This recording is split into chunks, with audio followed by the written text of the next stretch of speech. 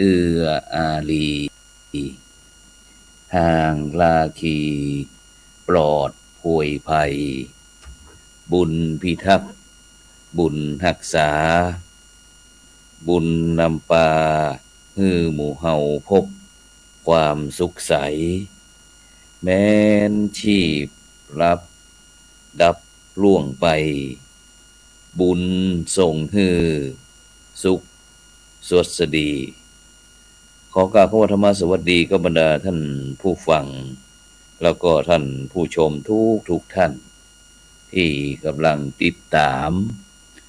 ช่องธรรมะเป็นทีมทีวีออนไลน์กลุ่มพระสงฆ์อุบาสกอุบาสิการ่วมกันเผยแผ่ธรรมะไลฟ์สดทาง Facebook ทาง YouTube แล้วก็สถานีวิทยุFM คลื่น 104.50 เมกะเฮิรตซ์วัดฝายหินจังหวัดเชียงใหม่พร้อมถึงสถานีวิทยุเครือข่ายคลื่นสีขาว8จังหวัดภาคเหนือซึ่งในค่ำคืนนี้ก็เป็นคืนวันเสาร์ที่28เดือนมกราคมปีพุทธศักราช2566ซึ่งเก้ากับผมมัตตมภาพพระครูโสพลปริยัติพร้อมถึงคณาจารย์จากช่องธรรมะเป็นทีมก็ได้นำรายการพระพุทธศาสนา4แผ่นดินมาพบกับบรรดาท่านผู้ฟังท่านผู้ชมเป็นประจำทุกคืนวันเสาร์เวลาตั้งแต่ 20:00 นเป็นต้นไปจนถึงเวลา 23:00 นซึ่งบรรดาท่านผู้ฟังท่านผู้ชมแล้วก็สามารถที่จะให้กำลังใจด้วยการกดติดตามกดไลค์กดแชร์เพื่อเป็นธรรมทานยิ่งแชร์นักก็ได้บุญนักแชร์น้อยก็ได้บุญน้อยบ่แชร์ก็บ่ได้บุญ หรือว่าอยากจะร่วมสนับสนุนสถานีช่องธรรมะเป็นทีมทีวีออนไลน์ก็สามารถที่จะร่วมบริจาคที่ชื่อบัญชีก็ออมบุญออมธรรมวันละบาททางธนาคารไทยพาณิชย์เลขที่บัญชีก่อน145247000-8ชื่อบัญชีก็พระไทยธรรมกิจพระมหาชันชัยพรหมประดิษฐ์แล้วก็ท่านพระอาจารย์จตุรงค์ชูศรีหรือว่าแห่งธนาคารนึงก็เป็นธนาคารกสิกรไทยเลขที่บัญชี376225327327-2ชื่อบัญชีก็ท่านพระมหาดวงทิพย์ปริยัตถาลีตามกำลังเจตนาฉะนั้นก็ในค่ำคืนวันนี้ก็เช่นเดียวกันบรรดาท่านผู้ฟังทั้งหลายวันนี้ก็มีท่านพระอาจารย์พระมหาดวงทิพย์นะครับปริยัตถาลีนะครับซึ่งวันนี้ก็แน่นอนละวันนี้เพราะว่าเอาได้เตรียมงานที่มีงานสำคัญนะครับฉะนั้นก็นมัสการท่านอาจารย์พระมหาดวงทิพย์ครับผมครับผมถวายความเคารพครับพระอาจารย์โสพลครับแล้วก็ขอ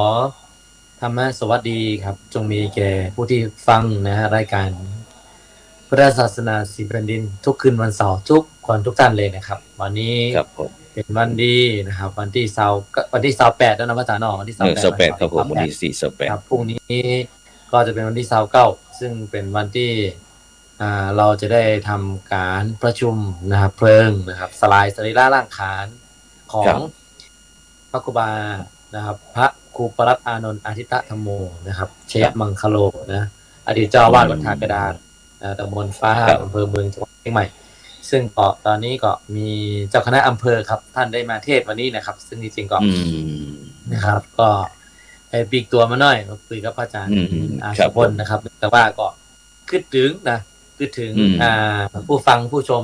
รายการพุทธศาสนา4แผ่นดินของเฮาที่อยู่ไกลครับไม่ได้มาเนี่ยก็จะได้มาฟังกันว่าเนี่ยไม่เห็นแล้วเนี่ยพระอาจารย์มาตอนกลางวันเนี่ยพระอาจารย์โสพลมาที่วัดเนี่ยพระอาจารย์เห็นแล้วเนี่ยพระอาจารย์มีความคิดอย่างใดแล้วก็เขามาพูดคุยกันว่าในการทรงสการหรือว่าในการที่ว่าประเพณีนะครับในของเชียงใหม่ ครับ เชียงทองเชียงหุ้งเชียงตุงเนี่ยเกี่ยวกับพระสงฆ์เนี่ยเปลี่ยนมาจะได้แล้วก็มีความเรียกว่า มีเอกลักษณ์มีอัตลักษณ์จะได้เราจะได้พูดถึงกันว่าจะเห็นว่าถ้าเป็นภาคเหนือเนี่ยจะมีนกหลายนกเลยพระอาจารย์ครับพระอาจารย์มาเห็นแล้วพระอาจารย์นึกว่าเป็นนกอะไรครับเป็นตัวอย่างครับพระอาจารย์ได้รู้ครับผมตรงนี้นี่ก็ถ้าเป็นอันตั้งที่วัดท่ากระดาษนั้นก็จะแปลกแตกต่างจากศพในพิธีสงฆ์สการของคณะครูบาอาจารย์ของเขาทางเชียงใหม่ถ้าจังใหม่เขาก็จะเป็นนกฮัสดีลิงซึ่งเขาจะมีความคุ้นเคยเกี่ยวกับเรื่องหันจ้างหัวเป็นจ้างหางเป็นนกเป็นนกอย่างต่างๆนี่นะซึ่งแต่ที่เขาไปท่ากระดาษนี้ก็จะเป็นถ้าเข้าไปตั้งพม่าเนาะไปพม่าสหภาพพม่าที่เขาก็จะไปหันบอกว่าจะเป็นตั้งสถานที่ที่เป็นเรือใหญ่ๆเป็นก็เป็นนกกระเวกนะครับนกกระเวกนะครับนกกระเวกฉะนั้นวันนี้เราก็ได้ไปร่วมงานที่การบำเพ็ญบุญบำเพ็ญกุศลสรีระสังขารของพระครูประหลัดอานนท์อธิตธรรมโมนะครับครับผม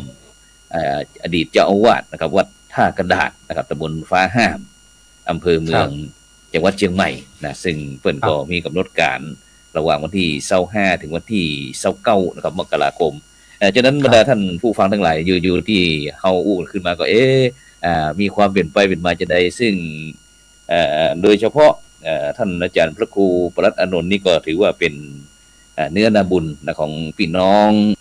ตั้งเชียงตุงครับตั้งเชียงตุงนะครับซึ่งก็ได้มา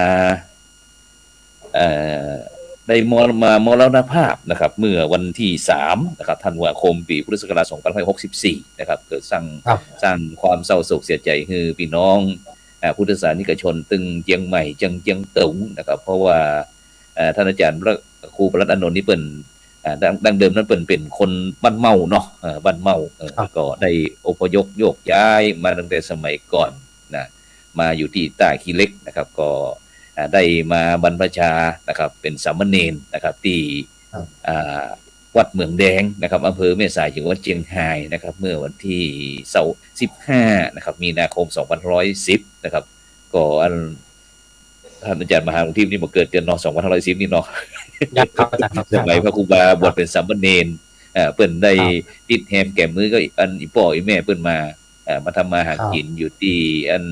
ฝั่งสายที่ใต้ขี้เหล็กแล้วเปิ้นก็ได้บวชเป็นสามเณรที่วัดเมืองแดงอำเภอแม่สายจังหวัดเชียงรายหลังจากนั้นก็ได้ห่ำเฮียนห่ำเฮียนต่างๆนะที่ตั้งโลกตั้งธรรมอย่างต่างๆนะจนอายุครบ20ปีอายุครบ20ปีนี่ก็เปิ้นก็ได้อุปสมบทที่วัดเมืองแดงนะอำเภอแม่สายจังหวัดเชียงรายของเฮาเมื่อวันที่20เมษายน2520นะที่วัดเมืองแดงเช่นเดิมหลังจากนั้นเปิ้นก็ไปเสาะหาเป็นรู้เจ้าแล้วเปิ้นก็พยายามที่จะศึกษาเพื่อที่จะยกระดับเรื่องการศึกษาของเปิ้นนะซึ่งการศึกษาของเปิ้นนะครับฉะนั้นก็ไปเป็นไปเรียนวิปัสสนาจารย์กับหลวงปู่ทองหลวงปู่ทองที่วัดเมืองมางอำเภอเมืองจังหวัดเชียงใหม่สมัยที่หลวงปู่พระอาจารย์พระประหลัดทองอยู่เป็นเจ้าอาวาสวัดเมืองมางท่านพระครูบาอานนท์เพิ่นก็ได้ไปห่ำเฮียนหลังจากนั้นก็ได้รับความไว้วางใจจากหลวงปู่บอกว่าอานนท์เฮ้ยนะที่วัดบ่อสลีอำเภอฮอดไตเนี่ยที่ไตวัดพระธาตุสีจอมทองพุ่นน่ะมันบ่มีเจ้าอาวาสที่ดูศรัทธาญาติโยมอานนท์ช่วยไปฮักไปเป็นเจ้าอาวาสเพิ่นกำนอกคือศรัทธาญาติโยมได้ทำกินทำบุญสุนทานนี่นะอาจารย์อานนท์เพิ่นก็ว่าเป็นคนว่าง่ายสอนง่ายก็ไปนะปี2524ไปเป็นเจ้าอาวาสที่วัดบ่อสลีอำเภอฮอดจังหวัดเชียงใหม่ของเฮาหลังจากนั้นบ่เบิ่นแถมว่าที่จังหวัดสุพรรณคนฮู้คุ้นเคยกันก็เอาเหมาะจะหาตู้หลวงที่ไหนดีก็หันพระอาจารย์อานนท์พระครูบาอานนท์เขาเนี่ยนะที่ไปเป็นเจ้าอาวาสวัดสามชุกอำเภอสามชุกจังหวัดสุพรรณบุรีปี2526นะครับนี่2526ดู เสา2124เป็นเจ้าอาวาสที่วัดบ่อสลีอำเภอฮอดจังหวัดเชียงใหม่ปี26ไปเป็นเจ้าอาวาสวัดสามชุกอำเภอสามชุกจังหวัดสุพรรณบุรีนะหลังจากนั้นบ่พอปี2127โดได้ยินพี่น้องที่แถวตาขี้เหล็กมันนึกถึงว่าอันสมัยก่อนเน้นนนของเฮานี่มันประเดี๋ยวนี้ไปอยู่ที่ไหนอ่ะพอฮู้ทราบข่าวทราบถามกันนิมนต์มาเป็นเจ้าอาวาสนะที่วัดปุงทุนนะเวียงตาขี้เหล็กเจียงตุ่มของเฮาแฮมนั่น27นั่นบ่พอนะแฮมมาปี2529นะช่วยเหลืองาน2527นี่ก็ช่วยเหลืองานของคณะสงฆ์เจียงตุงนะเป็นตีฮักตีใจการใจงานเพราะว่าวัยกำลังทำงานดูเป็นที่ไว้วางใจของครูบาอาจารย์ต่างๆตั้งเชียงตุงของเฮาแล้วก็มอบหมายงานต่างๆมาทราบข่าวให้เหมาะนะปี2529พอดีเจ้าอาวาสวัดตากันดาษท่านวิทิตเพิ่นก็ว่าผมก็เรียนจบแล้วอยากจะลาสิกขาท่านอนนท์ด้วยมาเป็นเจ้าอาวาสที่วัดตากระดาษกำหนึ่งเรื่องใหญ่แล้วทีนี้นะเป็นเจ้าอาวาสอยู่ที่กรุงทุนก็ตีตาเวียงตาขี้เล็กก็เป็นอยู่แล้วนะแต่ไปกราบเรียนคณะสงฆ์ตั้งเชียงตุงก็ก็แล้วแต่ถามใจเฮาอย่างเตอะแล้วถามใจเฮาพอว่าจะไปยังได้ดีนะเพราะว่าถ้าไปปุ้นไปอยู่วัดตากระดาษนี่เพราะเป็นเมืองเชียงใหม่เป็นเมืองใหญ่ซึ่งโดยเฉพาะเป็นเรื่องการศึกษานะมีความการกุ้งหุ่งเฮืองก็เลยปรึกษาว่าถ้าสมมุติว่าถ้ามีโอกาสตั้งลูกพระลูกเนนตั้งเจียงตุงของเฮาเนี่ยได้ไปห้ำไปเรียนก็จะได้มีที่พักที่ศึกษาเราเรียนเป็นที่เปิ่งป้าอาศัยเมื่อปรึกษากันแล้วก็ตัดสินใจไปก็ไป2529นะครับมาเป็นเจ้าอาวาสวัดท่ากระดาษนะครับอำเภอเมืองอยู่ว่าเชียงใหม่นะซึ่งตั้งแต่วันนั้นถึงวันเนี้ยนะจนถึงปี2564นี่นะมีครูบาอานนท์ประวัติคร่าวๆจากบรรพชาอุปสมบทนะส่วนหลังจากที่มาอยู่วัดท่ากระดาษอำเภอเมืองเชียงใหม่แล้วมาถึงปุ๊บกับปัดโทษนะวัดก็สำรุดสุดโทรมนะสุดโทรมก็เลยปรึกษาหารือกับคณะศรัทธาญาติโยมที่เพิ่นได้มีความสนใจในการที่จะทำบุญสุนทานกับพระครูบานะก็เลยพากันสร้างบูรณะซ่อมแซมวิหารวัดตากระดาษนี่คือผลงานชิ้นแรกเลยนะของครูบาพระครูบาอนุนชิ้นแรกเลยวัดตากระดาษสร้างพระวิหารเมื่อสร้างพระวิหารใกล้จะเสร็จนะพระครูบาเฮาก็นึกแค่ว่านะเพราะว่าตอนสร้างวิหารตากระดาษนั่นน่ะสมัยนั้นมีผู้หลักผู้ใหญ่อดีตนายกรัฐมนตรีพลเอกชวลิตยงใจยุทธพร้อมถึงคุณแม่บ้านของเปิ้นคุณหญิงพันเครือยงใจยุทธเปิ้นก็มาเป็นประธานนะซึ่งก็มีกิจกรรมที่รวบรวมอย่างต่างๆนะที่จะทำพัฒนา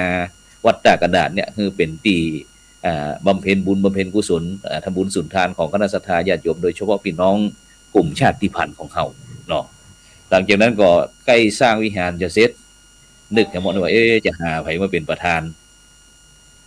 ยกเจ้าฟ้าก็เลยมีคณะศรัทธาญาติโยมผู้รักผู้ใหญ่ต่างๆก็ปรึกษาหรือว่าเนี่ยเฮาก็ไปกราบเรียนถวายสมเด็จพระสังฆราชสกลสังฆมหาปรินายกนะสมเด็จพระสังฆราชนะก็เลยตกลงได้สร้างกุฏิตำนักพระสังฆราชนั่นนะที่ใกล้ๆที่เฮาได้หันกันอยู่นั่นซึ่งเดี๋ยวจะถ่ายรูปพอแล้วก็หลังจากนั้นก็เสร็จเรียบร้อยแล้วก็มีการยกชัดยกจ่อฟ้าใบลากาอย่างเรียบร้อยกับทำบุญสุนทานเอาละทีนี้รู้สึกว่าพันเนนเถนน้อยตั้งฝั่งหลายพุ่นก็อยากจะมาห้ำมาเฮียนพอฮู้ว่าพระครูบาของเฮาเมตตาสูงใจดีมีทุนการศึกษาให้ลูกพระลูกเนนก่อนลูกพระลูกเนนก็มาอยู่นักก็นี้ก็เดือดร้อนเรื่องกุฏิเห็นบ่กุฏิบ่ใครพออยู่พอคนนักกว่ากุฏิก็เลยมาสร้างกุฏิใหม่ครับชื่อว่าอาทิตตธรรมโมซึ่งปัจจุบันก็ทกงามขนาดนักบรรดาท่านผู้ฟังท่านผู้ชมทั้งหลายกุฏิอาทิตตธรรมโมนั้น เป็นกุฏิทรงจะได้ท่านอาจารย์มหาที่อันตรงที่ไอ้กุฏิพระอาจารย์น่ะพระครูบาอานนท์เขาเนี่ยเป็ มัน น กุ จะ ฏิ เป็น ทรง ทรงกึ่งเขาเรียกว่าหอคำหลวงของเชียงตุงครับอาจารย์ครับ แต่ว่ามันก็ไม่ได้เหมือน100%แต่แค่คือว่าเหมือนกับว่ารูปทรงมันทั้งการออกแบบต่างๆ เนี่ย มันก็จะมีมุกเหมือนกับไอ้มุกที่หน้ามุกนะครับเนาะออกมาเนี่ยครับที่จะ เดี๋ยววัน สัญ แน่ ญาณ เดี๋ยวสัญญาณหลุดบ่อย ครับมาพบกับผู้คนนะครับ ครับ แล้วก็เลยที่นี่ก็คือเป็นที่พักของพระเนรนะครับอาจารย์ครับพระเนรสงฆ์ได้มาพักได้มาอาศัยได้มาศึกษาเราเรียน ตอนที่สร้างนั้นท่านอาจารย์พระมหาหลวงที่มากำลังมาพอดีเนาะ ยังครับยัง อ๋อยังบอกมา ผม ที่ ได้มารุ่นหลังๆนะครับอาจารย์ครับ ครับ คือเซ็ตเรียบร้อยแล้วนะครับ คือผม ครับ เป็นคนที่ชอบมาแหละว่า คือมันเซ็ตแล้วอ่ะ เออ ก็ต้องทำแหละอาจารย์ครับไม่อยู่เลย แล้วเป็นจะได้พ้องในฐานะที่เป็นซิดโกนกุฏิเหมือนกับอาจารย์มหาวรเชษฐ์ได้เรียกว่าท่านอาจารย์มหาวรเชษฐ์มาแล้วนิมนต์ท่านอาจารย์มหาวรเชษฐ์ได้ทักทายกับบรรดาท่านผู้ฟังท่านผู้ชมสักน้อยหนึ่งหายตาไปเบิดนะ สาธุครับนมัสการอาจารย์พระครูสมพลแล้วก็อาจารย์ดวงทิพย์แล้วก็ครูบาอาจารย์ที่รับฟังอยู่ทุกรูปขอเจริญพรบรรดาศรัทธาญาติโยมทุกท่านตัวเนาะก็ทีมงานหายหน้าหายตาไปเมื่อเนี่ยโดยเฉพาะอาจารย์ดวงทิพย์ของเมื่อนะแกกำลังสมาร์ทใจภาษาจะว่ากำลังโผล่มาบนเดียวนี่เนาะก็ต่างคนต่างมีภารกิจครับเดี๋ยววันนี้ผมได้สอนบาลีขอเลื่อนนะครับผมจะเอิญก็เลยว่าไปมีญาติโยมจากกรุงเทพมาก็เลยพาโยมไปกราบสักการะบูชาตั้งอำเภอลีนะครับก็เลยขออนุญาตเลื่อนสอนบาลีไปวันนี้ก็เลยได้เข้ามาพบปะกับบรรดาศรัทธาญาติโยมแล้วก็ครูบาอาจารย์ตัวนะครับก็ต้องขอสมาภัยวันเวลาที่ผ่านไปมันออกรายการตัวนะครับสาธุครับสาธุครับแล้วก็ฮู้ยังว่าจะมีงานสงฆ์การของพระครูบาอานนท์ผมก็ฮู้ตั้งทราบฮู้ข่าวจากอาจารย์ดวงทิพย์แหละแต่ผมอยากจะไปแต่ก็งานเนี่ยมันบอกค่อนข้างจะติดเหลือเกินพระอาจารย์ครับพรุ่งนี้จะพาโยมขึ้นไปถวายเป็นที่ราชบัณฑิตแฮมแล้วก็ช่วงบ่ายต้องปิกมาสอนวิปัสสนากรรมฐานเฉยมันก็งานได้ก็มาจ้างละได้ค่ะขอสมาภัยอาจารย์ดวงทิพย์ครับเมื่อได้ยินท่านอาจารย์มหาทิพย์หลวงทิพย์รู้สึกว่าเศร้าไปเลยอ่ะความจริงอาจารย์มหาทิพย์กับคณะศรัทธาญาติโยมต้องการกำลังใจจากพี่น้องฝั่งไร่สายเพราะว่าเขาได้สูญถือว่าเป็นการสูญเสียครั้งยิ่งใหญ่นะครับเนี่ยนะท่านอาจารย์มหาทิพย์เนาะเพราะว่าคือว่าจะได้ว่าสูญเสียครั้งใหญ่คือว่าเพราะว่าพระครูบานั้นพระจักรครับคือเท่าที่ทราบกันก็คือว่าท่านเป็นคนที่ฮักชาติพันธุ์ก็คือหมายความว่าในระหว่างพุทธศาสนา4แผ่นดินเนี่ยเมืองลาวนะครับท่านออกไปเผยแผ่ไปช่วยเหลือนะครับแต่อาจจะน้อยหน่อยแต่ว่าใน12ปันนาในเจียงตุงแล้วก็เชียงใหม่นี่โอ้ถือว่าท่านเป็นคนที่เรียกว่าคือบ่ละทิ้งนะครับชาวพุทธบ่ละทิ้งคนยากคนจนบ่ละทิ้งสังคมท่านก็จะมีปัญหาเวลาสังคมเกิดอุทกภัยการเกิดอย่างต่างๆท่านก็ช่วยเท่าที่ท่านจนวาระสุดท้ายของชีวิตเนี่ยหมอก็เลยบอกว่าท่านน่ะทำงานนักเกินไปคือบอกมีเวลายุบยั้งอะไรเขาต่างคือมันมีคราวหนึ่งเนี่ยพระวานุนเนี่ยช่วงพรรษานะครับแล้วก็ฝนก็ค่อยจะตกอยู่แล้วก็อีกอย่างหนึ่งหนาวด้วยแล้วก็ดานก็มันเหมือนกับว่าสถานการณ์มันก็ไม่ค่อยดีนะแต่ท่านก็ยังไปครับโดยเฉพาะว่าวิปัสสนากรรมฐานเนี่ยท่านถือว่าท่านได้เรียนจากหลวงปู่ทองมาแล้วเนี่ยท่านก็อยากจะคือพี่น้องชาวเชียงตุงพี่น้องชาวไต้ที่อยู่ในเชียงตุงที่เป็นพี่น้องชาวเฮาเนี่ยเนื่องจากว่าบ่มีครูบาอาจารย์นักเต้าได้ที่จะไปสั่งไปสอนไปจิตไปนำท่านก็ดิ้นคือไปเลยครับทั้งที่บางทีท่านก็สบายนะไปตอนเช้าพระอาจารย์ครับแล้วก็ตอนเย็นนะครับมืดท่านต้องพลิกมาเนี่ยบางคนผู้คนพ่ายนะครับท่านก็ยังไปนะครับเพราะว่าครูบานี่คือว่าเรื่องโดยเฉพาะเรื่องของวิปัสสนากรรมฐานพระครูบาท่านจะคือบอกค่อยทิ้งเลยครับจะไปถ้าเป็นเรื่องของวิปัสสนากรรมฐานเนี่ยบางทีแล้วเรื่องของการตานวิหารการตานโมสถการนิมนต์เนี่ยท่านยังไม่ค่อยไปครับแต่ว่าถ้าเป็นเรื่องของวิปัสสนากรรมฐานเนี่ยพระพุทธหลวงคำเนี่ยจัดเมื่อใดท่านไปทุกปีครับอาจารย์ครับบอกเลยขาดครับตั้งแต่ผมไปอยู่นี่มันได้ประมาณ7 ปีนะครับ7 ปีนี้ท่านไปทุกปีครับบางครั้งก็ต้องเอาของไปต้อนเอาของไปฮื้อญาติโยมโยคีทั้งหลายเ เอาหนังสือธรรมะเอาคำสอนของหลวงปู่ทองเนี่ยครับไป ครับผม คือตลอดเลยครับ ครับ ไป ค ค รั รับ บโอ้ผม ซึ่ง ว่า โดย ผม โด ว่ ยเฉพาะอาจารย์มหาหลวงที่ที่ ครับ โดยเฉพาะลูกพระลูกเนรของเฮาที่ฟังตั้งเจียงตุงเวลาได้มีโอกาสเดินทางมาที่เชียงใหม่เนี่ยโดยเฉพาะเปิ้นสนับสนุนเรื่องการศึกษาต่างๆเพราะเปิ้นคือความสำคัญเลยตั้งมูลนิธิเนาะที่สนับสนุนการศึกษามูลนิธิการศึกษาเผยแพร่พุทธศาสนาลุ่มน้ำโขงเนาะใช่ใช่ครับ ซึ่งในปัจจุบันนี้ก็ยังมีการทำการเนาะครับ ใช่ครับ ซึ่งปัจจุบันนี้ถือว่าเป็นมูลนิธิอันหนึ่งครับที่มีคุณค่า ครับ ต่อ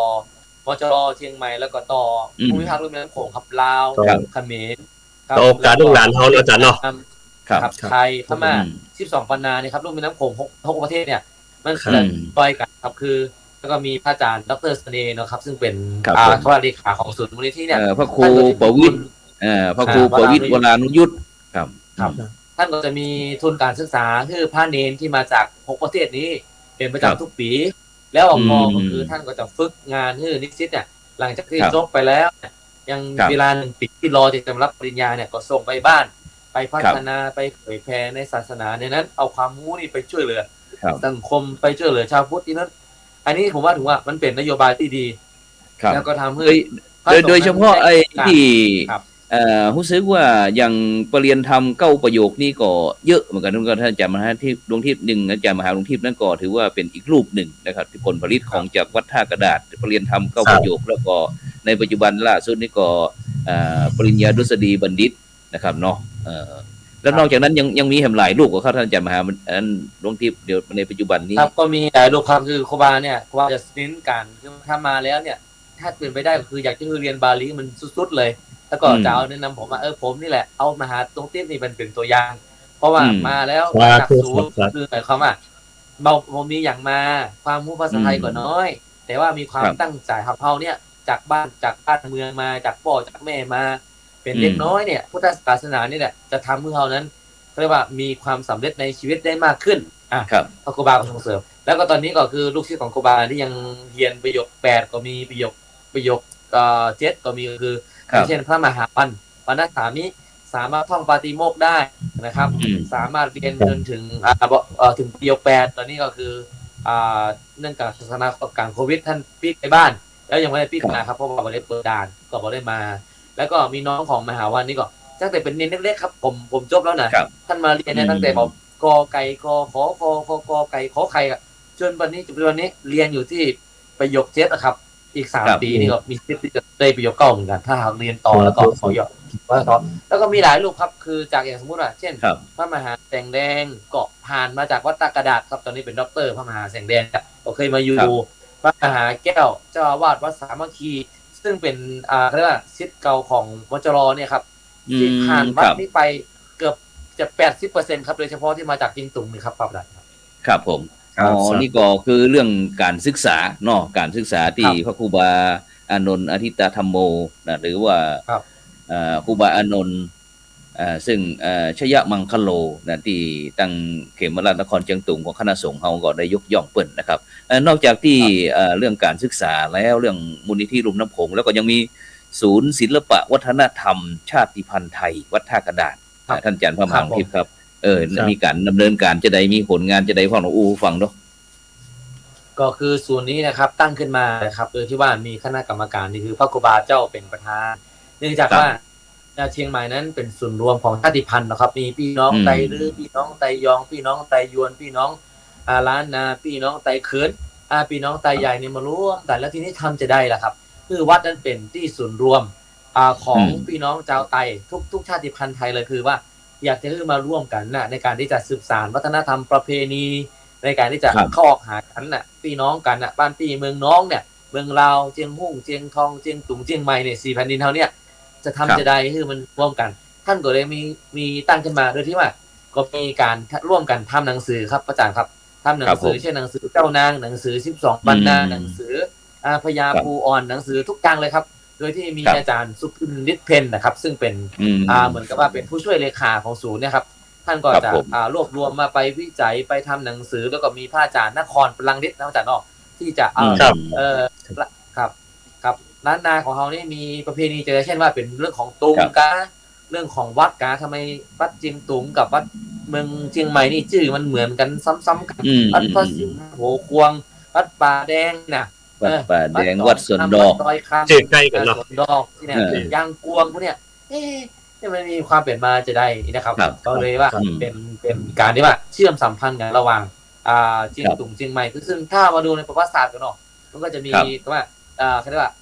เจ้านางเจ้าชายเจ้านางก็แต่งงานกันเป็นนักเชียงใหม่นักเจียงตุงก็นะครับพระอาจารย์ซึ่งตรงนี้แหละครับพ่อครูบาก็เห็ มาน สั มาม พันธ์ทางเครือญาตินะพระอาจารย์เนาะคือสร้างความ คือ การสร้างความสัมพันธ์ทางเครือญาติเนี่ยมันจะมีความแน่นแฟ้นกว่า แล้วก็ทำให้ความสนิทสนมความไม่เนื้อเชื่อใจจะดีกว่า เพราะว่า ครับ ในวิธีเนี้ยคือสมัยคนโบราณหรือว่าเจ้าฟ้ามหากษัตริย์โบราณเขาท่านจะใช้วิธีนี้เนาะและที่นี่เรื่องการมูลนิธิขออนุญาตนิดนึงนะครับแล้ววาจาจะสรุปก็คือมูลนิธิการเผยแผ่รุ่นน้ำโขงเนี่ยซึ่งแต่ละปีเองก็ครูบาอินทร์ก็ไปมอบทุนทุกปีซึ่งก็ไปมอบถวายที่อาจารย์ดร.มหาเสน่ห์เนาะที่ไปถวายแล้วก็ซึ่งก็ไปทุกปีทีนี้อย่างผ้าพอท่อนสบายก็ดีผ้าเนี่ยก็คือทุกวันนี้ก็คือเฟื่องเป็ดตัวนี้ซึ่งทำให้ลูกพระลูกเนนที่ผมมีโอกาสเนี่ยมันก็มีทางเดินนะพระอาจารย์ดร.เนาะมีทางเดินเพราะว่าเอาตรงๆเลยผมพูดตรงๆเลยว่าอย่างไตยองเขาเนี่ยแทบจะมีทางเดินนะพูดตรงๆตรงนี้นะว่าคือเขามีที่ปึ้งมาแล้วก็สเปซปะมาแล้วผมมีที่จุดยืนเหมือนที่อันวัดตากระดาษนะครับฉะนั้นนี่เป็นก็เรื่องที่เกี่ยวกับเรื่องไอ้ศูนย์ศิลปะวัฒนธรรมชาติพันธุ์ไทยของเขาที่วัดตากระดาษนะครับนอกจากนั้นพระครูบาอานนท์ของเขานี่นะครับบรรดาท่านผู้ฟังท่านผู้ชมเปิ้นก็ยังมีสมณศักดิ์สมณศักดิ์นี้แต่ก่อนนั้นเป็นนั่นได้เมื่อวันที่9 เมษายน 2549ได้พระครูบาอานนท์นี่ก็ได้รับการถวายสมณศักดิ์ที่พระสมุอานนท์อธิตธรรมโมนะในฐานะอนุกรมของพระสุธีธรรมพรนะวัดมหาพุทธารามกรุงเทพมหานครแล้วก็วันที่5 ธันวาคม 2557นี่ก็เป็นพระครูปรัตน์อานนท์อธิตธรรมโมในฐานะอนุกรมนะพระราชวชิราภรณ์นะวัดมหาพุทธารามกรุงเทพมหานครเช่นเดียวกันนอกจากนั้นที่เจียงตุงบรรดาท่านผู้ฟังทั้งหลายนะคณะสงฆ์ตั้งเจียงตุงโดยหลวงพ่อสมเด็จอาจยธรรมพร้อมกับคณะครูบาสามวัดหัวข่วงนะต่างๆที่เป็นก่อได้หันวัดปฏิบัติธรรมในการที่งานของพระครูบาอานนท์ของเขานี่ก็เมื่อปี2540นี่ก็ได้ถวายสมณศักดิ์พระสงฆ์เจียงตุงที่พระสวทิอานนท์นะชยมังคโลแล้วก็ปี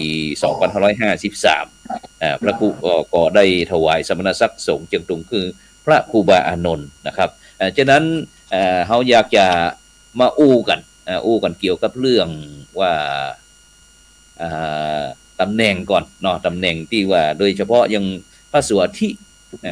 เนี่ยท่านอาจารย์มหาดวงทิพย์ซึ่งเขามาเปรียบเทียบอย่างถ้าประเทศไทยของเขานี่เนาะประเทศไทยของเขานี่ก็จะมีสมณศักดิ์เหมือนกันสมณศักดิ์นี้ก็ตั้งแต่พระมหาปริญญาพระฐานานุกรมพระสงฆ์สมณศักดิ์อย่างต่างพระราชาคณะอย่างต่างนี่แหละฉะนั้นแต่ถ้าเป็นตั้งเจียงตุงของเขาถ้าอย่างที่คณะสงฆ์อันเจียงตุงถวายอันท่านพระครูปรัตน์อานนท์หรือว่าพระสวทิอานนท์นี่สวทินี่สวทิพระสวทินี่ก็คือถ้าเราเทียบกับคือครับผมพระอาจารย์มหาวิเชษครับผมนิมนต์ครับก็ที่จริงแล้วก็ระดับยศของตังเจียงตุงเมืองยองเฮาก็บ่ต่างกันนะอาจารย์ติ๊บเนาะครับแต่ก็อาจจะมีหลายระดับคือถ้าสมมุติว่าเต้าที่หูมาแต่ว่าการยกยอเฮาปัจจุบันกับอดีตมันต่างกันไปนักมันเปิ้งกันไปนักพระอาจารย์เปิ้งจังได๋เมื่อก่อนนี่การพระสงฆ์รูปใดสังฆะรูปใดจะได้การยกย่องเมตตาคือยกขึ้นไปนั่นอยู่ที่ศรัทธาพิจารณาคนเดียวพระสงฆ์พระเจ้าหูเรื่องพระสังฆเจ้าหูเรื่องครับคือพวกศรัทธาตนใดที่มีแรงศรัทธาแกงกล้าอยากจะยอคนเนี้ยเป็นขึ้นเป็นพระสามีสติไปแอบนิมนต์คนเดียวบ่ได้แจ้งเพียงแต่ว่าเอาสวยไปนิมนต์ยังก็บ่ฮู้กี่ปอนิมนต์กี่ปอขอสนิมนต์ตุอันตุลูกเจ้าเนยอ่ะมันก็บ่ฮู้พอรับปุ๊บคนที่แน่ตีกองล่ะคือส่งสัญญาณว่า ขนาดนี้เนี่ยสังฆรูปนี้ยินยอมที่จะยกยอเป็นสวาติหรือสามีแล้วถึงจะพูดตอนนั้น แต่ในปัจจุบันนี้คือบ่ได้เพราะว่าเขาบอกว่าเป็นการฝืนใจตุ๊เจ้าบ่ได้เพราะว่าทางเมืองยองทางบ่เตรียมตัวทำเลยคือถ้ายอมแล้วปุ๊บเนี่ยบ่รู้สึกบ่ได้ครับซึ่งผมได้ละแต่บ้านเฮาเนี่ยเป็นพระครูแล้วก็ยังมีโอกาสราชิกาอยู่เพราะฉะนั้นการธนานุกรมบ้านเฮาเนี่ยแต่ตั้งเมืองยอเนี่ยมันเคยมีธนานุกรมพระอาจารย์เนาะพระอาจารย์ติ๊บทางเมืองยอจะตัวจำมีธนานุกรมคือหมายถึงว่าเป็นโดดๆไปเลยเลื่อนขั้นขึ้นไปแต่ละขั้นไปนะครับบ้านเฮานี่มีธนานุกรมพระบดิกาพระวรัตก็ตั้งแต่ถ้าอันนี้ก็จะมีอันฐานุกรมนี่ก็ตั้งแต่เจ้าคณะอำเภอไปครับเจ้าคณะอำเภอแล้วก็เป็นพระราชาคณะพระราชาคณะจันทร์สามัญจันทร์ราชจันทร์เทพจันทร์ธรรมจันทร์พรหมจันทร์รองสมเด็จจันทร์สมเด็จอย่างแล้วแต่นะครับแต่ฉะนั้นส่วนที่นี่ก็ในปัจจุบันนี้จะใดแต่ก่อนนี้ที่กี้ท่านอาจารย์มหาวชิรบอกว่าจะต้องมีผู้ที่มีฐานะมีครอบครัวที่อยากจะยกย่องพระสงฆ์องค์เจ้ารูปนั้นเป็นส่วนที่ครับผมเป็นในปัจจุบันนี้ดูในปัจจุบันนี่คือมันมาเกี่ยวข้องกับเรื่องปัจจัยเงินทองมากไปคือคนที่จะทำนั่นก็ต้องสรรหาแล้วก็มีจิปาถะเลยมันจะเพิ่มมาเยอะๆใครเป็นคนแต่งตั้งในปัจจุบันนี้หรือว่าเหมือนเดิมคือหลังจากที่มีปอกศรัทธาเรียบร้อยมีเจ้าภาพเรียบร้อยปุ๊บเนี่ยแต่ว่าสังฆะต้องสุดยัดก่อนเข้าไปอาบน้ำมรณพิเศษอาบน้ำเป็นห้องหอเดือหอใจพระอาจารย์ติ๊บเนาะไปทำซุ้มหอเดือหอใจศรัทธาถึงเมืองมาร่วมกันอาบน้ำแล้วถึงจะไปเปลี่ยนผ้าชุดใหม่แล้วเข้าไปท่ามกลางพิธีคณะสงฆ์แล้วก็จะมีประธานสงฆ์อ่านยัตตินะครับถึงจะเสร็จพิธีแล้วก็ปิกปลาจากนั้นจะไม่เข้ากรรมเดือน3-4 วันนะครับถึงจะเสร็จพิธีการขั้นตอนทุกอย่างนี่สวดที่เนาะสวดที่แล้วทีนี้สวดที่แล้วทีนี้มาตำแหน่งเรื่องพระครูบาช่วยบรรยายอธิบายให้บรรดาท่านผู้ฟังท่านผู้ชมที่กำลังติดตามบานี่ส่วนมากอายุส่วนมากจะอายุนักนะพระอาจารย์ดร.นั่นคือ50ขึ้นไปครับผมครับก็จะมีความแตกต่างกันระหว่างครูบาอีสานหรือว่าครูบาลาวเนาะทางฝั่งลาวก็จะเป็นคนอายุน้อยที่ว่าบวชเพิ่งจะบวชครับแต่ถ้าเป็นทางครูบาของเชียงตุงก็คือว่าต้องมีพรรษาอายุนักแล้วก็เป็นผู้ที่มีคุณประโยชน์ต่อพุทธศาสนาที่พอสมควรนะครับคือตอนนี้เนี่ยถ้าเรามาดูตอนนี้เนี่ยของการพิจารณานะครับว่าที่จะ1ก็คือญาติโยมเนี่ยพร้อมที่จะเป็นเจ้าภาพ2มาพระสงฆ์ก็ต้องยอมรับด้วยครับคือหมายความว่าณปัจจุบันเนี่ยถ้าที่เชียงตุงเนี่ยหากว่าใครรูปไหนเนี่ยสมมุติว่าญาติโยมคนนี้มีตังค์พร้อมที่จะยกยอพระสงฆ์องค์นึงเปลี่ยนพระสวาที่พระสวามีเป็นพระครูบาเนี่ยนะครับก็ต้องไปปรึกษาเจ้าของเขาว่าโอ้คุณตอนนี้คุณอายุเท่าใดแล้วมีพรรษาเท่าใดแล้วคุณพร้อมไหมเขาคนที่จะรับก็บอกว่าโอเคตัวนี้ฉันพร้อมอยู่ขอให้พระสงฆ์เนี่ยให้ไปแจ้งแก่พระสงฆ์เห็นว่ายังไงถ้าพระสงฆ์อนุญาตฉันก็จะเป็นอย่างนี้นะครับแล้วทีนี้เนี่ยเจ้าภาพก็จะเอาประวัติย่อๆของรูปภาพตัวนั้นไปแจ้งพระสงฆ์เอาเข้าในที่ประชุมเนี่ยครับก็คือมันจะมีการประชุมพระสงฆ์นะครับของเชียงตุงเนี่ยมันจะมีการประชุมคณะสงฆ์เดือนละครั้งหรือว่า3 เดือนละครั้งเนี่ยก็จะเอาประวัตินี้มาว่าคนนี้เนี่ยมีพรรษาเท่านี้มีคุณประโยชน์ทำอย่างนั้นอย่างนี้แล้วก็มีเจ้าภาพพร้อมแล้วเนี่ยคุณเห็นว่าจะได้ทีนี้พระสงฆ์ทั้งมวลก็มาพิจารณาแล้วว่าสมควรแล้วคนนี้เป็นคนที่ทำคุณประโยชน์เป็นคนช่วยเหลือพุทธศาสนามาพอสมควรแล้วก็มีพรรษาอายุได้ตามเกณฑ์คือเขาจะมีว่าถ้าเราเป็นพระสวาที่เนี่ยต้องอย่างนั้นก็คือ15 พรรษาขึ้นไปครับพระสวามีก็25 พรรษาพระครูบาก็35 พรรษาขึ้นไปจึงจะได้ครับอาจารย์เพราะฉะนั้นเนี่ยมันก็จะมีบ้างที่ว่าบางครั้งมันไม่ถึงแต่ว่าคุณสมบัติถึงเหมือนกับเจ้าคุณบ้านเราครับว่าบางคนนี่คุณงามความดีนะครับอายุยังหนุ่มแต่ว่าเนื่องจากว่าเป็นที่ประจักษ์ของคนทั้งหลายว่าคนนี้เนี่ยงานดีมีผลงานดีเขาก็พระสงฆ์ก็จะพิจารณาโปรดเป็นกรณีพิเศษก็มีนะครับซึ่งคำว่าสวาธิเนี่ยมันก็คือมาจากคำว่าสุกับอาธิหมายความว่ามีความประพฤติดีเป็นเบื้องหน้าสุอาธิเนี่ยสุก็คือมีความว่าสุปฏิปันนะมีความประพฤติดีปฏิบัติดีมีความรู้ความสามารถดีเป็นเบื้องต้นถ้าว่าเป็นพระสวามีเป็นพระครูบานี่พระครูบา3 หน่วยนี่จากสวาที่ขึ้นเป็นพระครูบาเลยนะครับ5 ขั้นเขาเรียกว่าพระสวามี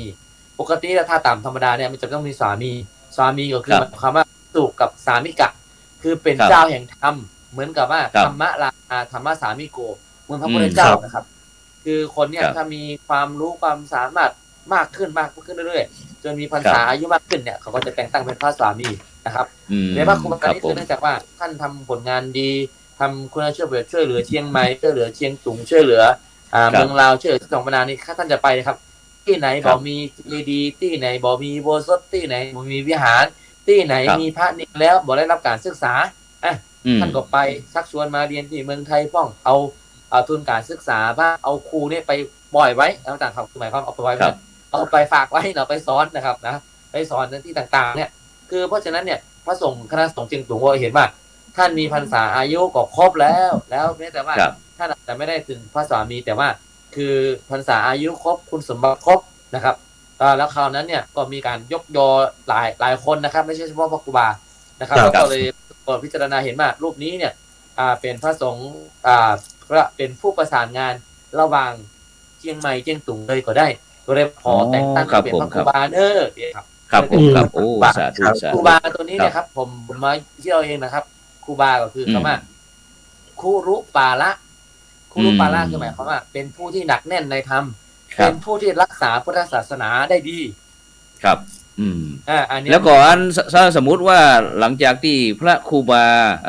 จะสวดที่มาแล้วกับพระครูบา ถ้าสูงจากพระครูบานี่เป็นอะไรอย่างแฮม คือก็สมัยก่อนนี้จะมีเขาเรียกว่าครูบานายกครับนะครู อ๋อครูบานายก ครูบานายกครับ แต่ว่าตอนนี้ มีหน้าที่ เนี่ย จะได้ มันจะไม่ค่อยมีแล้วครับ แต่คือตอนนี้จากครูบานายกเสร็จแล้ว ก็จะ ค เป็ รั น บ สมเด็จ สมเด็จ อาชญาธรรมหรือว่าสมเด็จสังฆราช ครับ อืมอย่างครูบาสามของเขานี่ดูตอนนี้เปิ่นดำรงตำแหน่งจะได้ที่ว่า เป็นตอนนี้ท่านเป็นพระครูบาเฉยๆครับเพราะว่าอย่างที่บอกว่า อ๋อเป็นพระค คื รู อบ าสาม ถ้าโดยตำแหน่งถ้าโดยฐานะต่างๆแล้วน่ะถ้าเป็นสมัยก่อนเนี่ยต้องเป็นคือแต่ว่าท่านถือว่าตอนนี้เป็นรองสมเด็จนะถ้าเป็นรองสมเด็จไม่ได้เนี่ยเขาจะแต่งตั้งเป็น เป็น สังฆนายก พระครูบาสามโชติกะเนาะ ครับ พระครูบาสามวัดโชติกะวัดราชสถานหลวงหัวขวางเนาะครับ แล้วถ้าหลังจากที่สูงกว่าน่ะไอ้ตำแหน่งสูงกว่าอันพระครูบาสามดูมีตำแหน่งอย่างแฮม คือถ้าถามว่าตอนนี้เนี่ย สาขาไปละครับครับถูก ใจมือถือ วันนี้ แสดงสัญญาณเบอร์เสียงครับอาจารย์ เสียง เสียงครับเสียง เสียงหาย เสียงหายครับ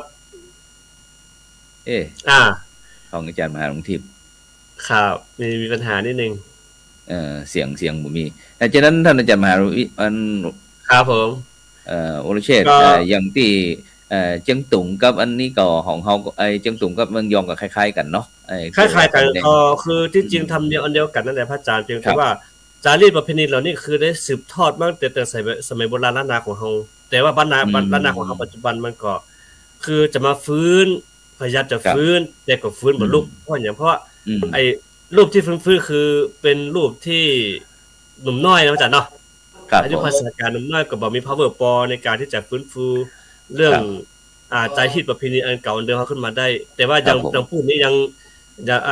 มันยังมีการปกครองเนี่ยระบบการปกครองก็ยังดีอยู่มันทางการก็ยังบ่ไม่ใช่เสียงเต็มที่แต่บ้านเฮานี่มันไปหมดแล้วไปตั้งแต่ต้นแล้วท่านจะมาหลวงทิพย์ได้ยินเสียงก็ครับผม ครับผมได้ยินแล้วครับ โอเคนิมนต์ต่อเลยครับนิมนต์ต่อเลย ครับก็คือถ้าตามรักแล้วเนี่ยพระครูบาหกพวงเนี่ยต้องเป็นรองสมเด็จก็คือแบบสังฆนายกนะครับสังฆนายกคือหมายความว่าถ้าหากว่าสมเด็จอาชญาธรรมนั้นท่านได้มรณกรรมนะครับได้ดาโลกนี้ไปแล้วเนี่ยสังฆนายกก็ขึ้นมาเป็นสมเด็จสังฆราชแทนนะครับแต่ว่าเนื่องจากว่าณปัจจุบันนั้นสังฆนายกแต่ว่าค่อยมีแล้วครับเพราะว่าเนื่องจากว่าเขาก็บอกว่าไม่ต้องแล้วเพราะว่าเอาพรรษาอายุเนี่ยมันก็เหมือนกับเจ้าคุณบ้านเราครับใครได้ยศก่อนแล้วก็ถือว่าเป็นผู้ที่อาวุโสที่สุดนะครับก็จะเรียงรับมาเรื่อยๆหากว่าฉะนั้นก็ในปัจจุบันนี้ที่อันอาวุโสสูงสุดก็คือสมเด็จอาจยธรรมใส่เขมาจารีวัดหลวงเจียงยืนเนาะใส่แก้วใส่แก้วใส่แก้วเขมาจารีเนี่ยนะปีนี้หลวงพ่ออายุวัฒนมงคลตอนนี้ปีนี้นะครับจะเข้า97นะครับ97สาธุครับสาธุก็คือถ้ามาดูตอนนี้นะครับถ้ามาดูในรัชกาลตะวันออก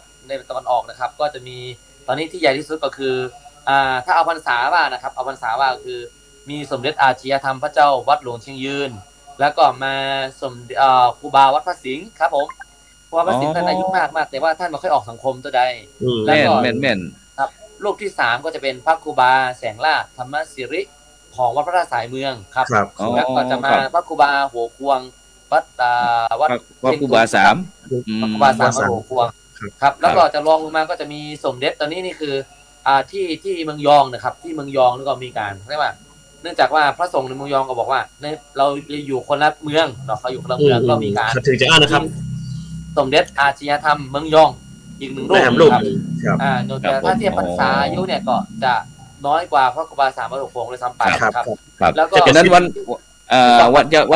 ตอนนี้เฮาเหลือเวลาบ่นักเนาะอันซึ่งเฮาก็ได้อู้คร่าวๆว่าเรื่องสมณศักดิ์เทียบระหว่าง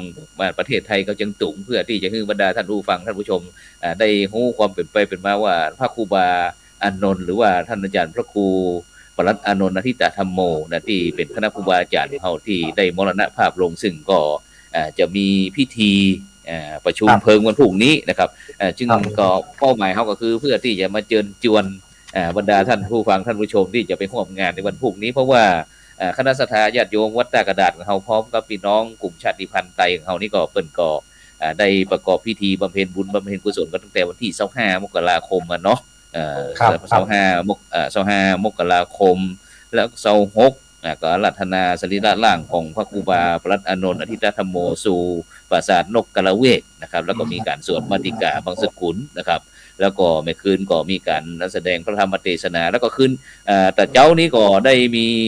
พระมหาเถระนะครับจากนครเขมราชนครเชียงตุงนะครับซึ่งก็ผู้จัดเองก็ได้ไปร่วมเหมือนกันเพราะความจริงเขาก็อยากจะไปดูงานเพื่อที่จะได้มาอู้ให้บรรดาท่านผู้ฟังท่านผู้ชมฟังว่าวันพรุ่งนี้เพิ่นจะมีการงานอย่างพ้องนะครับจากนั้นก็ได้ยินการสวดถวายบำเพ็ญบุญบำเพ็ญกุศลเจ้านะครับคือพระครูบาอานนท์เขาเป็นที่เรียบร้อยนะครับซึ่งคณะสงฆ์เชียงตุงไปแล้วก็วันพรุ่งนี้แน่นอนสำคัญนะเพราะว่าจะมีพิธีการก็เริ่มเวลาบ่ายโมงนะท่านอาจารย์เนาะท่านอาจารย์มหาทิพย์เนาะบ่ายโมงวันพรุ่งนี้บ่ายโมงนะครับฉะนั้นตะกี้นั้นเขาได้ขึ้นเรื่องนกกาละเวกกาละเวกตะกี้นั้นเขาก็อยากจะมาอู้กันถึงคำหนึ่งนกกาละเวกซึ่งเดี๋ยวแป๊บหนึ่งไปไหนครับนกกาละเวกนี่ก็มันจะนกกาละเวกตะกี้นะเขาได้อู้ค้างกันไว้เดี๋ยวกันไหนจะได้มาใจนี่อุ่นวายหมดเลยได้อู้นกกาละเวกสักน้อยท่านอาจารย์นั้นพระมหาหลวงทิพย์นกกาละเวกของเฮานี้ตะกี้เขาได้อู้ถึงเรื่องเกี่ยวกับประเพณีที่ภาคเหนือก็คือใช้นกฮัสดีลิงเนาะครับเนาะครับแม่นแล้วพระครูบาเนี่ยทำไมใช้แตกต่างจากครูบาอาจารย์ท่านอื่นเนี่ยครับอาจารย์คือมันมีความแตกต่างกันระหว่างนกฮัสดีลิงกับนกกาละเวกนี่นะครับกาละเวกเนี่ยโดยเฉพาะว่าเขาบอกว่ากาละเวกเนี่ยมันจะมีคุณสมบัติก่อใกล้เคียงกับนกฮัสดีลิงครับมีลำตัวเป็นนกมีแต่ว่ามีหัวเป็นนกเนาะครับเนาะเหมือนนกเลยนะครับแต่ว่าถ้าเป็นนกฮัสดีลิงนี่จะเป็นช้างนะครับมีลำหัวเป็นช้างมีลำตัวเป็นคนทีนี้เนี่ยในนกกาละเวกเนี่ยครับก็คือมีความเชื่อว่าในแต่ละของคนเนี่ยครับจะมีความเชื่อว่าคือถ้าเป็นนกกาละเวกนี่ก็คือเป็นนกที่เป็นพายเขาเรียกว่าพายพายบุญก็คือหมายความว่าใช้ความสงบเงียบคือเมื่อสายวิปัสสนาไงเถอะสายปัญหาบ่ต้องใช้ความรุนแรงบ่ต้องไปอะไรมากก็คือจะเป็นเน้นในฝ่ายปฏิบัติจะเป็นใช้นกกาละเวกถ้าเป็นนกฮัสดีก็คือเป็นฝ่ายที่แบบเผยแพร่ฝ่ายปริยัตินะครับก็คือฝ่ายรู้เลยครับมาได้ทุกรูปแบบมาได้ไหนเลยแต่ว่าคนที่เป็นใช้นกกาละเวกก็คือคนที่สงบเงียบใช้ความสงบใช้กรรมฐานนั้นเป็นเครื่องดำเนินชีวิตในการเผยแพร่พุทธศาสนาเนี่ยพระครูบาอานนท์เนี่ยคือท่านก็จะใช้แบบที่เงียบๆไม่ต้องมีพิธีพิถันมากใช้แบบง่ายๆทำให้ประชาชนเข้าถึงง่ายก็เลยใช้คำว่านกกาละเวกครับภาษาไทยใหญ่ภาษาชาติไทยเขานกหงสานะครับนกหังสาครับนิมนต์ครับอาจารย์จะ อาจารย์มหาวรเชษฐ์ได้เพิ่มเติมเรื่องนกกระเวกจังไอเมืองหลวงยองเมืองยอง อ่า จะได้ความเป็นก่อน สังฆะมุงยอนี่จะต้องยอมรับว่าผมไม่สัมภาษณ์ เข้ามาแต่น้อย แต่ซึ่งก็คือถ้าจำภาพที่ผมจำได้ที่คือสมัยที่เจ้าอาวาสวัดจำปามรณภาพลง ซึ่งตอนนั้นนี่ท่านก็ยังมีการประสานในสักอย่างครับแต่ท่านจะทำแค่ปล่องฟอนเฉยๆปล่องฟอนนั้นจะก่อสูงกว่าชาวบ้านสามารถจะเป็นปล่องฟอนธรรมดาได้ไหมพระครูเนาะแต่ของท่านสังฆะจะก่อสูงขึ้นไป แต่ณปัจจุบันเนี่ยณปัจจุบันหลังมาเนี่ย ครับ ศพสังฆะในเมืองยองส่วนมากจะได้รับอิทธิพลภาษาตะเมืองไทยเข้าไป ซึ่งนกกระวงกระเวกนั้นค่อนข้างจะมันคงมี แต่ว่าจะใช้ภาษาแบบหงสาตังบ้านเฮาเข้าไป คือคล้ายๆนกหัสดิลิงแต่ว่าบัดใจนกหัสดิลิงชนิดเดียวคือประดับให้มันสวยงามมากขึ้น แต่ถ้าย้อนสมัยอดีตจริงๆเนี่ยมันค่อยจะมีเพราะว่าเรื่องบ้านเมืองเรื่องสภาพแวดล้อมต่างๆนาเนี่ยค่อนข้างที่จะบ่ได้พัฒนาไปเท่าที่ควรพระครูครับเพราะฉะนั้นก็คือส่วนมากคือเฮาหันปัจจุบันนี่คืออิทธิพลสื่อแล้วก็พระรุ่นใหม่พระเจ้ารุ่นใหม่ที่มาศึกษาเล่าเรียนแล้วก็หันเนี่ยเข้าไปก็พยายามจะยกยอไอ้พระสังฆะที่มีคุณอุปการตัวศาสนามากขึ้นนั่นเองครับอาจารย์ครับครับผมครับคราวนี้มันค่อนข้างจะมาที่ครับผมครับอย่างเช่นเนี่ยที่ผ่านมาเนี่ยที่ผมเห็นร่วมงานหลายๆท่านนะครับครับร่วมงานหลายท่านก็คือตั้งแต่พระครูบายี่นวลอดีตเจ้าอาวาสวัดพระธาตุหลวงสองคำเนี่ยเขาจะใช้นกหัสดีลิงครับนะครับของพระครูบายี่นวลเนี่ยถือว่าท่านจริงๆแล้วท่านก็เป็นสายกรรมฐานนะแต่ว่ามันอาจจะมีมุมมองที่ว่าคนทั้งหลายว่าท่านเนี่ยบุกตะลุยอย่างนี้นะครับก็คือใช้คำว่าใช้นกหัสดีลิงแล้วก็พระครูบาทิพย์ครับวัดพระธาตุสายเมืองเนี่ยอันนี้คือเป็นพระครูบาที่เรียกว่าที่คนนับถือนักแล้วก็เอาไปร่วมงานนะครับเราก็จะมองเห็นว่าส่วนมากแล้วเนี่ยถามว่าอิทธิพลเนี้ยมันส่วนหนึ่งที่พระอาจารย์วรชัยบ้านมันก็มีส่วนที่ว่ามาจากล้านนาด้วยนะครับว่าเชียงตุงเมื่อก่อนจริงๆนะครับที่เชียงตุงเนี่ยก็บ่ได้ค่อยนิยมตัวใดครับมันคือมีแต่กองบอลแล้วก็ง่ายๆนะพี่คุณง่ายๆเนาะปราสาทนี่สมัยก่อนนี่จะเน้นปราสาทที่เขาว่าเป็นปราสาทเหมือนกับภูเขาลุกครับคือหมายความว่าถ้าหากว่าคนที่มีพรรษาอายุนักเป็นครูบาอาจารย์ที่มีคนนับถือนักปราสาทก็จะใหญ่จะสูงจะมี9ชั้นบ้างนะครับ7ชั้นบ้างถ้าเป็นลูกวัดธรรมดาก็มีปราสาทที่มันเล็ก5ชั้น7ชั้น3ชั้นเองนะครับลงมาตามลำดับอันนี้คือเป็นการเรียกว่าถ้าเอามามองว่าคือคนที่จะเป็นนกกระเวกนกหัสดีลิงต้องเป็นคนที่มีประโยชน์แล้วก็คนนับถือเนี่ยคือผู้ทำคุณประโยชน์ผู้ทำคุณประโยชน์เยอะมากๆเนาะครับเยอะมากๆแล้วก็จนที่เป็นที่ประจักษ์ของคนนะครับแล้วก็อย่างว่าถ้ามาดูก็คือว่าถ้านกกระเวกตัวนี้ก็คือหมายความว่านกตัวนี้หมายความว่ามันมีคือว่าเป็นนกที่เนาะมีความสง่าแล้วก็เป็นนกที่ทำคุณประโยชน์นะฮะทำไปที่ไหนก็ไปช่วยเหลือคนนี่นะประมาณนั้นครับอาจารย์ครับสาธุครับผมขอแทรกนิดนึงครับนิมนต์ครับว่าภาษาเนี่ยเมืองยองมันจะเข้าใจคนละอย่างเพราะว่าภาษานี่คือเขาจะใช้เฉพาะงานออกพรรษาในกินสลาของเมืองยองนะฮะเขาจะบอกห้องเขาจะห้องภาษาตัวนั้นคือภาษา12คอห้อง9คอห้อง7คอห้องคือหมายถึงว่าจะเป็นจัดขึ้นไปแต่ว่าจะใช้ในการงานเข้าออกภาษาถูกครับคือจะตามร่วมตัวนั้นเลยแต่ว่าภาษาแบบสังฆะเฮาเมื่อก่อนนี่คือจะใช้แบบทรงเป๋ยคือจะบ่มีแบบคอจะอีแล้วก็ที่คือถ้ากอกองฟอนก็มีแต่ผ้าอย่างว่าผ้ามุงเพดานนะว่าอาจารย์ทุกทิศเนาะผ้ามุงเพดานคือผ้าสังฆะที่ข้างบนนะครับโยมก็มีคนมาถามนะว่าทำไมผ้าเนี่ยต้องมีผ้ามุงเพดานต้องมีผ้าปูพื้นพระอาจารย์ตอบไปครับขออาจารย์ทุกทิศดีกว่าครับให้พระอาจารย์ตอบก่อนก็แล้วกัน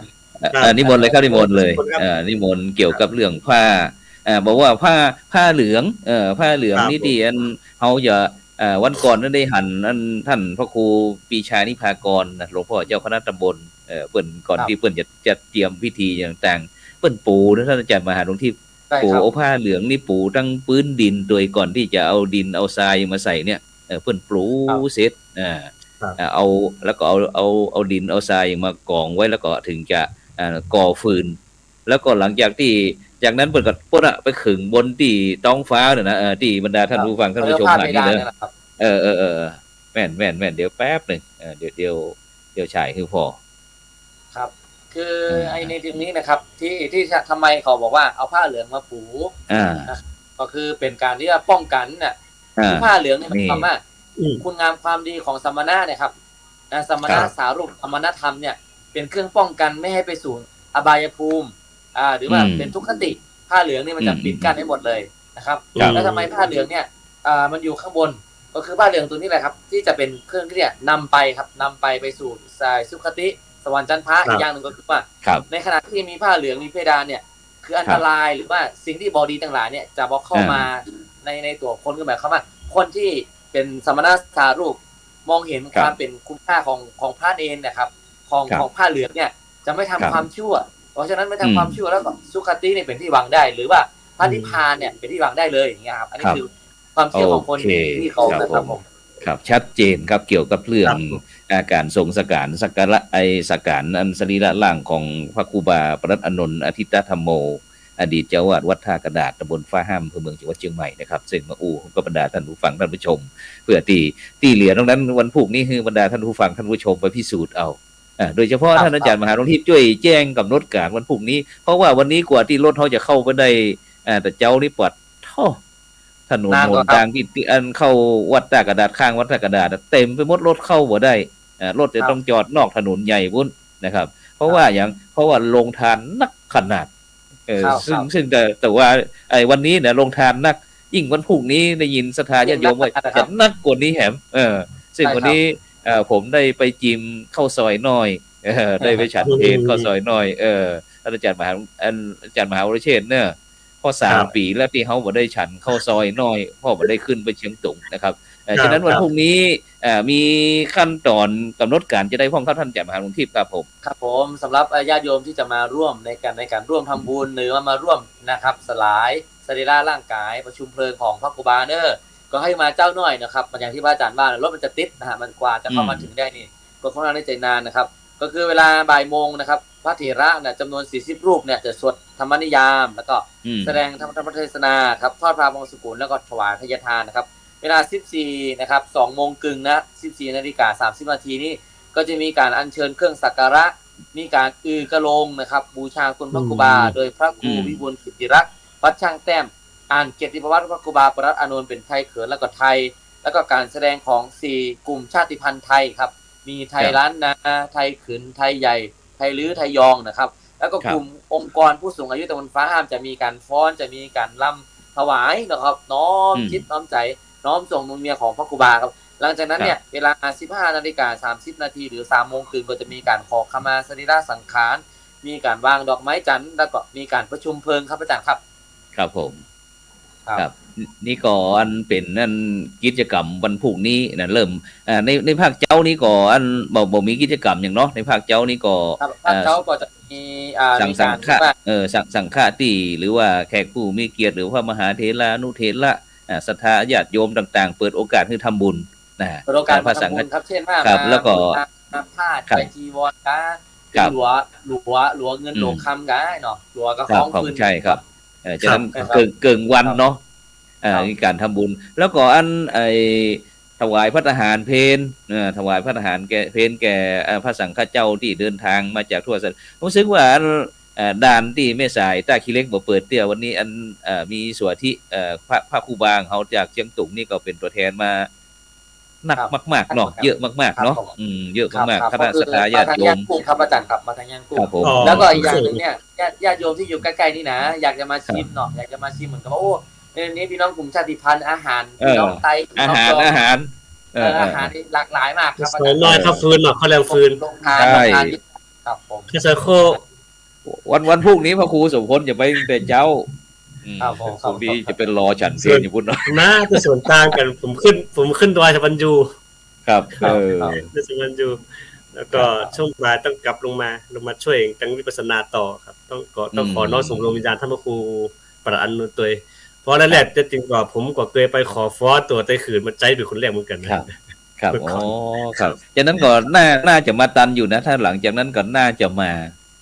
ครับน่าจะมาเป็นช่วงบ่ายก็จะไปนะครับเพราะว่าอัน